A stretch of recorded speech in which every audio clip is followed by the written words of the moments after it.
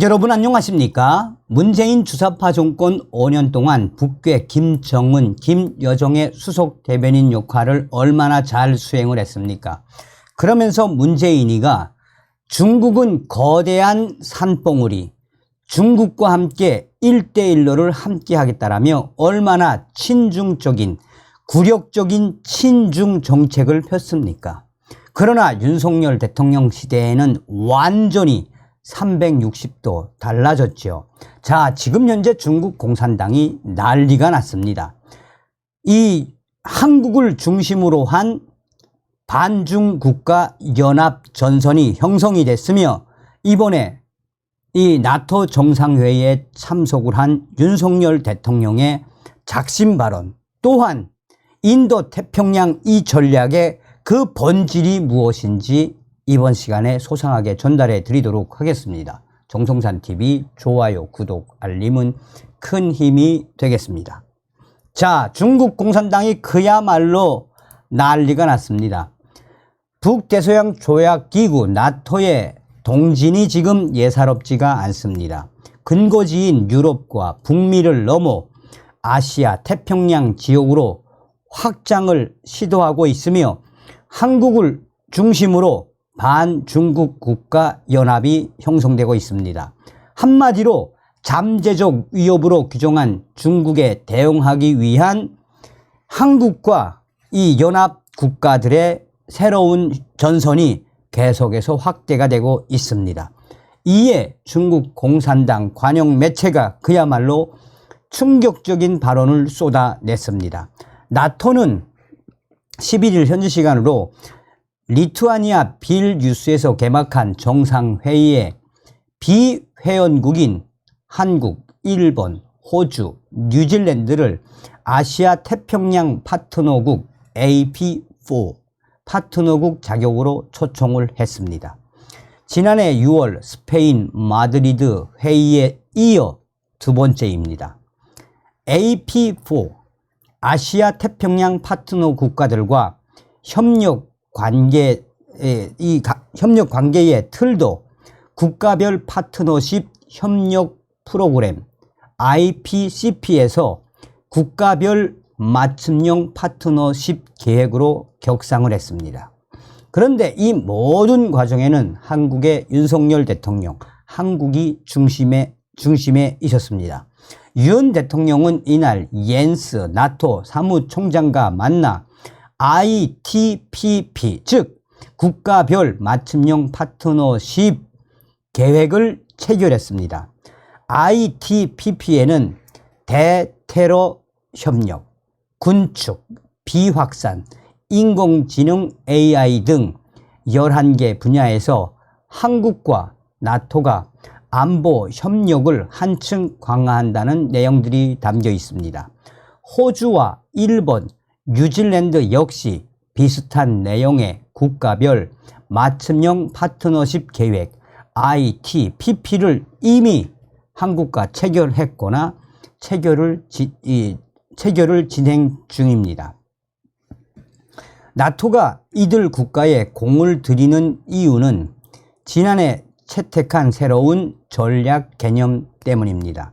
나토는 12년 만에 바꾼 이 전략 개념에서 중국을 구조적인 도전으로 규정을 해놓고 나토의 안보에 잠재적인 위협의 실체는 바로 중국이라는 것을 정확하고 명확하게 했습니다. 이날도 나토 31개국 회원국은 공동 성명을 통해 중국 공산당을 발칵 뒤집어 엎었지요. 나토 31개국 회원국은 공동 성명에서 중국은 우리의 이익과 안보, 가치에 도전하는 야망과 강압적인 정책을 공표했다라며 세계에서 입지를 키우고 힘을 발휘하기 위해 광범위한 정치, 경제, 군사적 수단을 중국 공산당이 사용하고 있다라고 딱 적시를 했습니다. 그러면서 중국의 사이버, 우주, 하이브리드 등 비대칭 위협과 부상하는 파괴적 기술의 악의적 사용에 맞서고 있다라고 성명서에서 강조를 했습니다. 나토로서는 중국 견제를 위해 중국과 인접한 아시아 태평양 국가와의 협력을 강화할 필요성이 커졌고, 이를 위해서는 AP4와 교류가 필수적, 특히나 한국과의 교류가 매우 필수적이며, 여기에 한국을 중심으로 반중국 국가들의 새로운 연합 전선이 형성이 됐습니다. 미국 CNN은 나토 정상회의에서 중국과 대만이 주요 이슈로 크게 떠올랐다라며, 아시아 태평양 4개국 정상이 회의에 참석한 곳은 유럽, 북미 군사 동맹의 주요 의제가 우크라이나에만 있는 것이 아님을 보여준다라고 CNN은 강조했습니다. 굉장히 중요한 이야기한 거죠.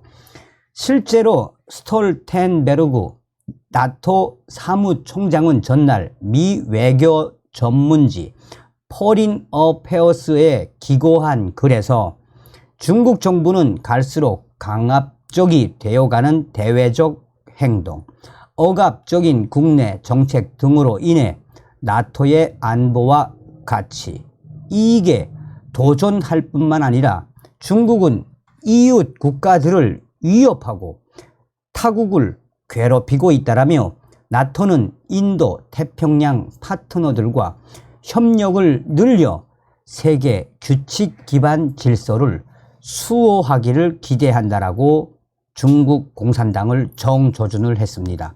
그러면서 그는 이어서 중국을 포함한 독재 국가들은 우크라이나에서 러시아가 벌이는 행동을 주시하고 있다라며, 올해 초 방문했던 한국과 일본 지도자들은 유럽에서 벌어지는 일이 내일 아시아에서도 일어날 수 있다는 우려를 분명히 했다라고 덧붙였습니다. CNN은 스톨텐베르그 나토 사무총장은 대만을 명시적으로 거론하지는 않았으나 중국 공산당이 대만 섬을 통일시키려 한다는 점에서 우크라이나 전쟁과 대만 문제는 분명하게 비교가 된다라고 CNN은 강조했습니다. 자, 이러한 여러 가지 행보에 중국과 갈등을 벌여온 미국은 지금 대환영을 하고 있죠.